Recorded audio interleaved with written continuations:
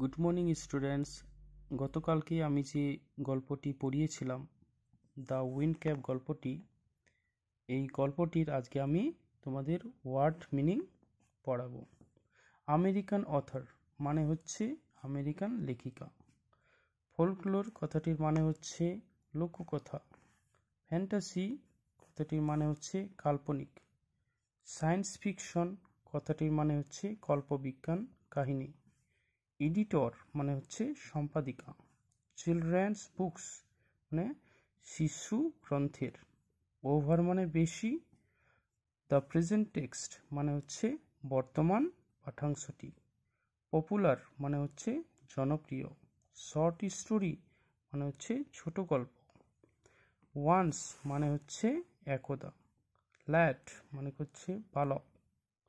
Sailor মানে হচ্ছে নাবিক। মাদার কথাটির মানে হচ্ছে মা। গো মানে যাওয়া। সি মানে সমুদ্র। নো মানে জানা।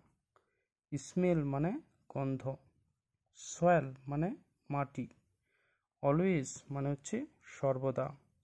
ওবেইড মানে মেনে চলা। ফার্ম ওয়ার্ক মানে কৃষিকাজ। হেভি হার্ট মানে ভগ্ন হৃদয়। ম্যানশন মানে হচ্ছে উল্লেখ করা। বিহাইন্ড মানে পিছনে। ডার্ট মানে কাদা। টার্টল মানে হচ্ছে কচ্ছপ। সেফ মানে হচ্ছে নিরাপদ। স্টুড মানে দাঁড়িয়ে ছিল। সারপ্রাইজ মানে অবাক হওয়া। তাহলে যতটুকু আমি পড়িয়েছিলাম তার এগুলো হচ্ছে ওয়ার্ড মিনিং। তোমরা এগুলো সব ভালো করে মুখস্থ করে নেবে, এতে তোমাদের টেক্সটটি বোঝার খুবই সুবিধে হবে।